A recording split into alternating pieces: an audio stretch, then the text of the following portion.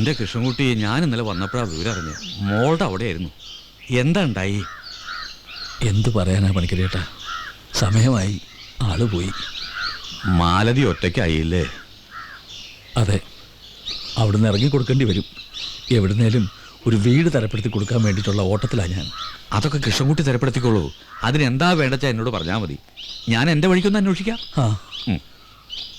പിന്നെ വൈകുന്നേരം അതുവഴി നിന്ന് വരണം കേട്ടോ.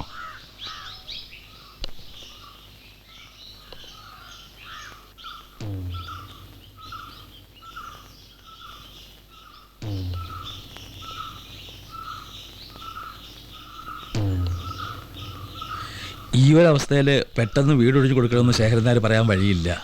എന്തായാലും അയാൾ കുറച്ച് സാവകാശം തരും. അതിനിടയിൽ ഏതെങ്കിലും ഒരു വീട് തൽക്കാലം താമസിക്കാൻ തരപ്പെടുത്താം. പിന്നെ അവിടുന്ന് ഇവിടുന്നൊക്കെ ആയിട്ട് കുറച്ച് പണം കിട്ടാനുണ്ടല്ലോ.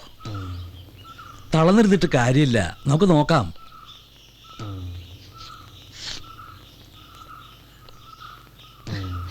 എന്തായാലും ആരുമില്ല, ഒറ്റയ്ക്കായി അങ്ങനൊന്നും വിചാരിക്കരുത്. അതെ, അത് തന്നെയാണ് എനിക്കും പറയാനുള്ളത്. പെട്ടെന്നിങ്ങനെ പോവാന്ന് വെച്ചാ. അതെ, വിഷമം എല്ലാവർക്കും ഉണ്ട്. എന്നുവെച്ച് നമ്മളിങ്ങനെ ആഹാരം കഴിക്കാണ്ട് ദുഃഖിച്ചു വരുന്ന തമ്പിയേട്ടൻ്റെ ആത്മാവിന് ശാന്തി കിട്ടില്ല. ദേവു, നീ ഒന്ന് അടുക്കളയിലേക്ക് ചെന്ന് ഇത്തിരി ചോറോ കഞ്ഞോ എന്തേലും ഒന്ന് കാലാക്ക്. മാലതി എടുത്തി വരൂ,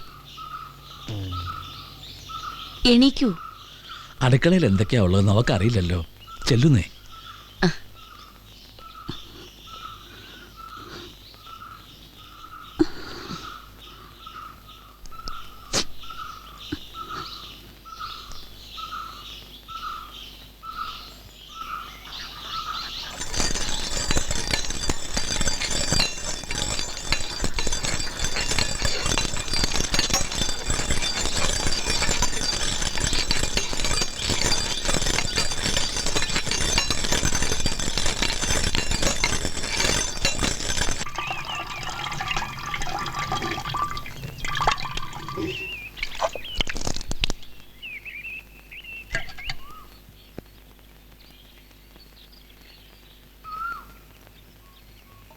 മോൻ വന്നിട്ടുണ്ട്. മോനോ?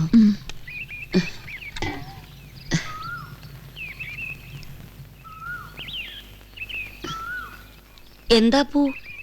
അതെ, മാധവേട്ട് വന്നിട്ടുണ്ട്. വേഗം വരാൻ പറഞ്ഞു. അവൻ മാത്രമേ ഉള്ളൂ? ആ, അനിയൻ വന്നിട്ടുണ്ടത്രേ. എന്തിനാണാവോ? എന്നാ വേഗം ചെല്ല്. അരി വാർത്ത് വെച്ചിട്ടുണ്ട്, ഉപ്പിലിട്ടതുമുണ്ട്. കഴിക്കണേ, കഴിക്കാതിരിക്കരുത്. കിഷൻകുട്ടിയേട്ടൻ വന്നോളൂ.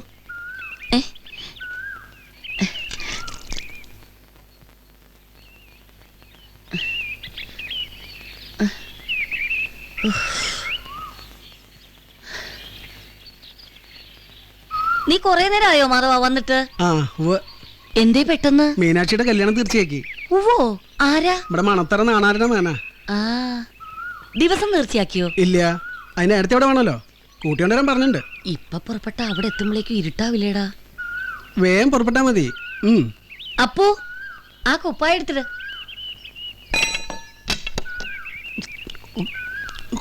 എന്താ മാധവ? മീനാക്ഷിയുടെ കല്യാണം തീർച്ചയാക്കി. അപ്പോ അടുത്തേ കൂട്ടിക്കൊണ്ടുപോകാൻ വന്നാ. ഒന്ന് വേഗം നടക്കെന്റെ കുട്ടിയെ.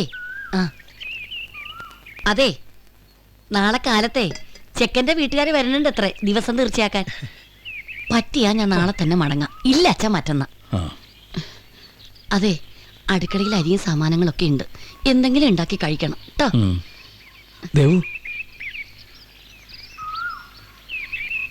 മാലതി വല്ലോ കഴിച്ചോ? ഞാൻ അരി വറുത്തിട്ടാ വന്നത്. കഴിച്ചിട്ടുണ്ടാവും. ഞാനങ്ങട്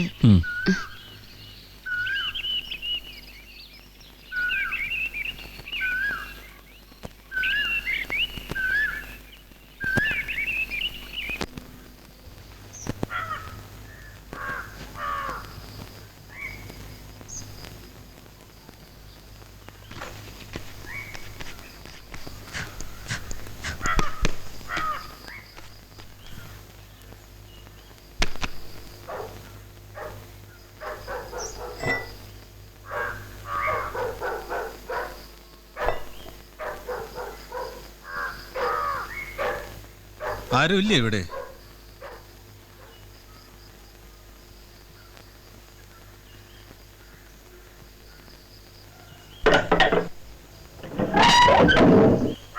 നാട്ടിലുണ്ടായിരുന്നില്ല.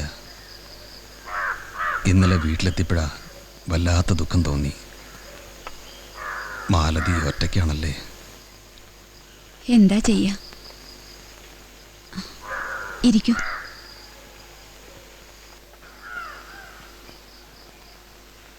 ഒരു ചെറിയ സഹായം ചെയ്താ വലിയ ഉപകാരമാവും. എന്തു വേണമെങ്കിലും ചെയ്യാം, പറഞ്ഞോളൂ. 1 മാസം കൂടി സമയം തരണം. വേറെ വീട് വാടക കിട്ടിയിട്ടില്ല. അതിനെന്താ, ഇനി ഇവിടെ തന്നെ താമസിച്ചോളൂ. ജപ്തി ചെയ്യില്ല, പോരെ? പക്ഷേ നിങ്ങളുടെ കടം മുഴുവൻ തീർക്കാൻ ഇനിയും കുറച്ച് സമയം കൂടി വേണ്ടി വരും. കടത്തിനെ പറ്റി ഞാൻ പറഞ്ഞില്ലല്ലോ, അത് വിചാരിച്ച് വിഷമിക്കണ്ട. വലിയ സഹായമായി. പക്ഷെ എന്നെയും സഹായിക്കണം. ഞാനോ? എങ്ങനെ? ഞാൻ ചില സമയത്ത് കാണാൻ വരും. വെറുപ്പ് തോന്നരുത്. എനിക്കോ? ഞാൻ നന്ദിയില്ലാത്തവളാണെന്ന് തോന്നിയോ? വേറൊന്നുമല്ല, ഞാനിവിടെ വന്നു പോകുന്നത് ആരും അറിയരുത്. നിങ്ങൾ എന്താ വിചാരിച്ചത്? എനിക്ക് തന്നെ സഹായമൊന്നും വേണ്ട. ചതിക്കാൻ നോക്ക. നിർത്ത്, മതി. എന്നോട് അധികാരം കാണിക്കാൻ താനാരാ? ഇനി മിണ്ടരുത്. പൊടി, നന്ദിയില്ലാത്ത കഴുതേ.